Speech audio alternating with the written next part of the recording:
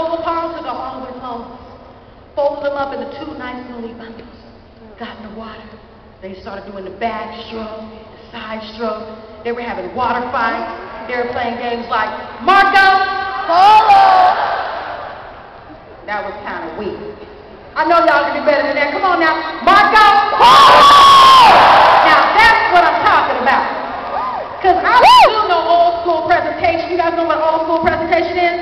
Where you have to sit there and listen to me stand up here, lecture you, and you just suffer. I don't do that. You guys have to participate. Marco! Just wanted to make sure you were paying attention. So as time progressed, Truth decides, you know what, I need to go back to work. So Truth stands up, looks around, and discovers that the lie has disappeared. So Truth wades over to the edge of the pond to put his clothes back on and discovers, guess what? What?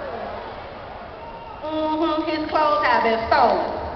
All his drawers, BBDs, Fruit of the Loom, everything. This brother is hot. So he storms into town. Butt naked. Looking for his clothes. When he got to town, he always knew where the lie hung out. So he boldly steps up to the porch and banged on the door of deception.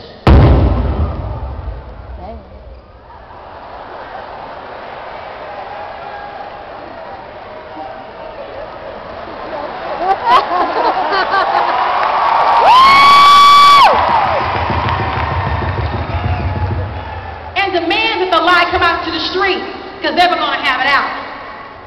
And when the lie stepped out onto the porch, they exploded into this huge argument. It was so loud, all the townspeople spilled out into the street. And this is the argument they heard transpiring. They said, "Why did you steal my clothes?" And the lie said, "I didn't steal your clothes." Truth said, "What do you mean you steal my clothes? You got my khakis on, boo-boo, Sean John, apple bottom, ruffle, quick." Oh, my bad, wrong section. "You got my Aeropostale, my Old Navy, my American Eagle. You got my Dickies on too, man."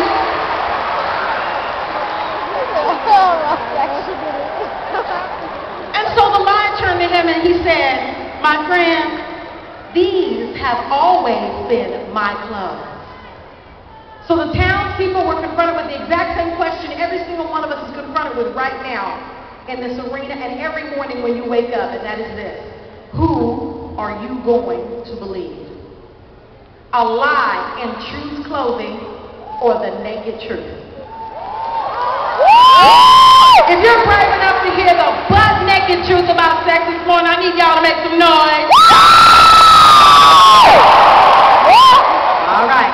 Now, for those of you who didn't bother to respond, God help you, because you're going to need it. Okay? That's what we're going to do. And while we're at it, we're going to try and go through the 4 steps in decision-making. Chances are we're not going to get through all 4 steps, but we're going to begin with the first step in decision-making. First step in decision-making is you have to know your options and know their consequences. Let's say it together. Know your options and know your consequences. Let me hear you say that loudly. Know your options and know your consequences. Very good, because nobody is born a loser, but everybody is born a chooser. And either you're going to suffer or you're going to benefit from every choice you ever make in this lifetime. You may not see the consequences of your actions tomorrow morning, by the end of the week, by the end of the semester, by the time you graduate, or even in 5 or 10 years. But rest assured, my friends, what goes around comes around. And you will reap what you sow. And that is the naked truth. We have 2 options here today, scholars, in reference to sex. Both of them have consequences. Option number 1, you may say, you know what? I'm going to wait until I say I do. That's virgin, haven't had sex, don't intend on having sex. I'm going to wait till I say I do. You guys know what I do means, don't you? Yeah. It means I do you, you do me, and we don't do nobody else. That is what I do. Clarify that in case you didn't know. Also, in option number 1, are those of you, you may have had sex in the past. Because we don't care what you did before you came into this arena. We don't care who you were with, what you did, how you did it, where you did it, how many times you did it. We don't care. We care about the decisions you're going to make here today and what you do when you leave. Look, been there, done that, got the video t-shirt, coffee mug sitting up on my shelf. and you decided that you're going to wait until you get married, that is option number one. You were in the same group. It's what we call secondary virginity. You may not get your virginity back physically, but you can regain it emotionally, psychologically, spiritually, and relationally. You said you're going to wait for no ringing, no dinging. Okay? That's option number one. Option number two. You may have said, man, I ain't trying to hear about no abstinence. Bump that. I'ma get mine. And you most certainly will. Just a matter of time. You may or may not be a virgin, but you have basically said that you're not going to wait until you say, I do. You basically said, well, I think as long as you love the person, it's perfectly fine. See, that's a lie in truth clothing. Well, I think as long as you love the person, as long as you're ready, I mean, any excuse except wait for the definitive time of waiting until you get married. Regardless of whether you're a virgin or not, there's only one of two choices. Now, for both of these options, there are consequences. Let's talk about the consequences here. What are some of the consequences you may have to face if you choose option number two and you decide you're going to start or continue to bang everything that walks on two legs? Consequences. Anybody? What? All right, thank you, STDs. Very good. Give them a round of applause, ladies and gentlemen. Thank you, thank you, thank you. In our grandparents' day, there were two major STDs. Now, we're going to tell you what's really going on. What's another consequence? Getting pregnant! Babies. Let's start with babies. Are we all on the same page when I say things like, if you don't have sex, you won't get pregnant? Are we here? Respond. Are we here? Okay.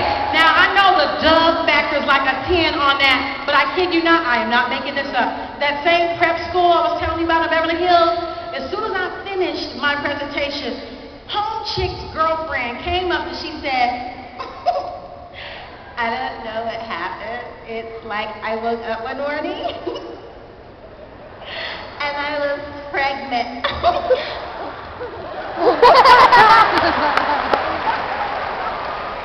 Like she don't know how that happened. I'm not going to say a lot about pregnancy, but I will say this.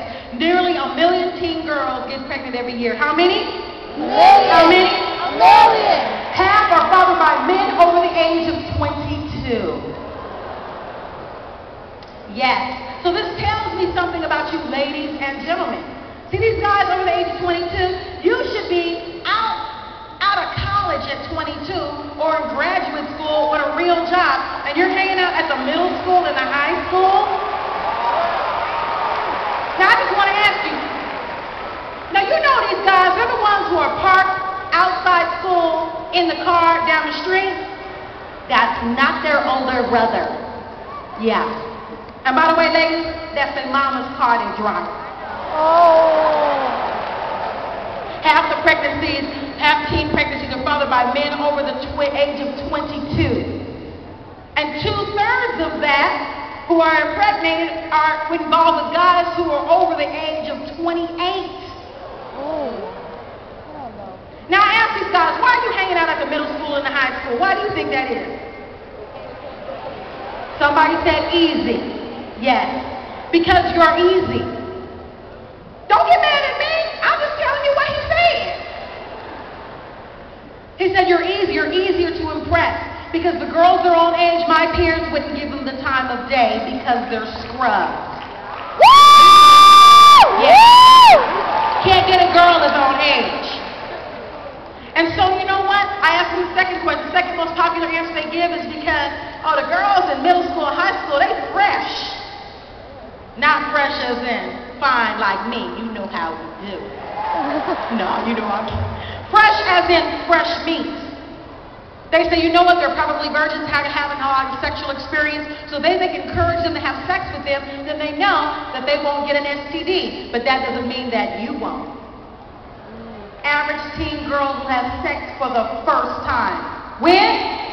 First time. Can't hear you. First time. What? First time.